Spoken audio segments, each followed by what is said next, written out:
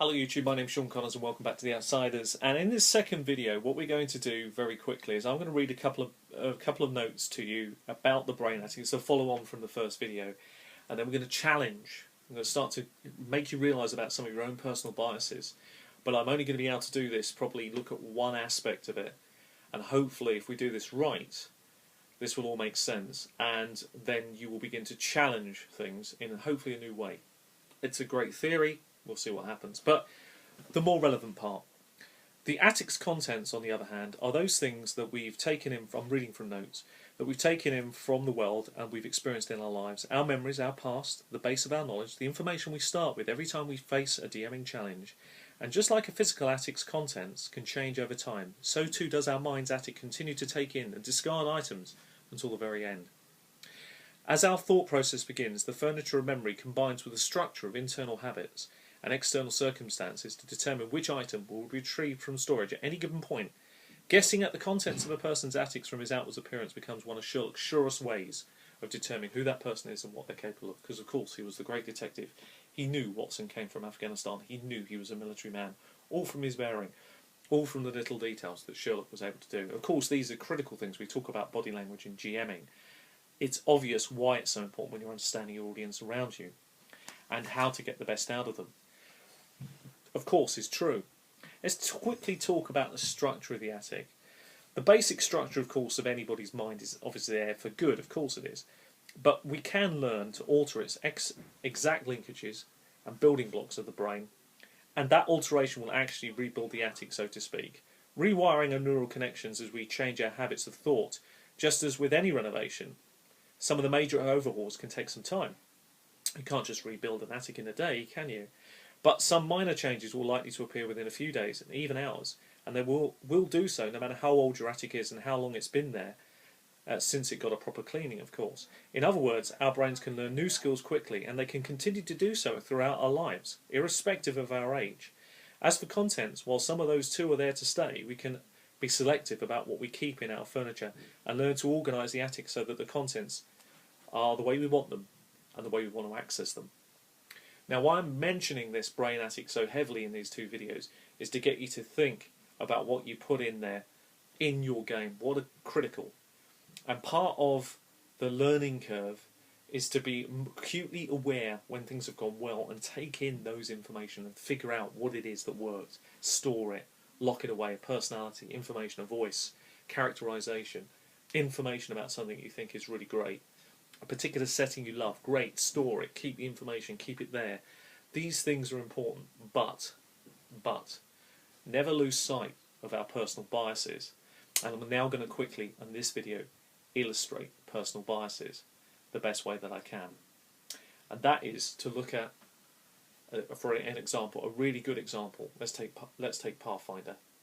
And let's go into a little bit of detail about Pathfinder in terms of a situation. And then let's apply our own personal biases to that. So bear with me. Okay, I'm back outside now. I'm going to illustrate a point. This is a path, a concrete path running through a small section of wood. I'm just taking a picture around that wood. You can see that it's actually been mowed and, you know, it's a normal path leading to a part of the park. But you can see the overgrowth on both sides that is very natural. It's very normal for that to occur. Quite normal undergrowth indeed.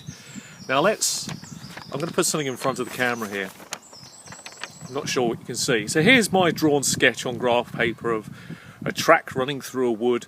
It's got brambles both sides and trees growing up. That's not too unlike what we're actually seeing out here right now. Let's go and have a look at some logic here. Let's go over and take a pic. Just go and see some bits. This is real same old G stuff now. So here we have cowslip that's growing quite natural off to the side here. Now naturally somebody could, and I will, go into this and could theoretically stand back in there firing a bow out onto that track. I think that's doable. However, let's say the same person was over there. Could they fire a bow down onto the track? Not at all. What about someone in that gap between those trees? Could they run out and attack the track or trail? Yes, they could. That's possible. What about coming from over there? Again, possible. It is possible to run out from over that wood. It is possible to stand there and fire, but you'd have to be quite close to the trail to be able to fire onto it, and you certainly couldn't be more than 15 feet back. So where am I going with this? Well, let me explain. Okay, so I'm back inside now, and basically what you saw there is a real wood, you know, a real proper area of woodland that's grown over the course of the spring here in the UK. The only difference is, of course, it has a concrete path running down the centre, as opposed to my dirt track in my quick illustration. It's not the same thing, it's not drawn to any scale, but it's just an illustration of some trees and brambles, etc.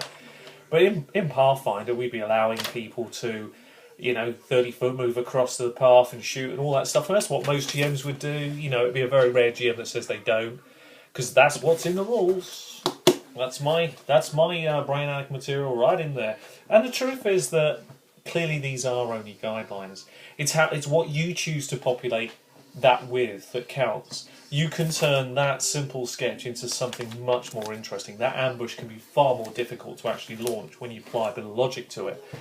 And equally, real-world experiences, real-world depth, has far more to offer you sometimes than just pinning key thought processes on just knowing this. So what I'm getting at here is that hopefully what you're seeing within these two initial videos is how important the brain is, what you choose to store there, why you choose to store certain memories, what other things are less important than you first give them stock for, how our own personal biases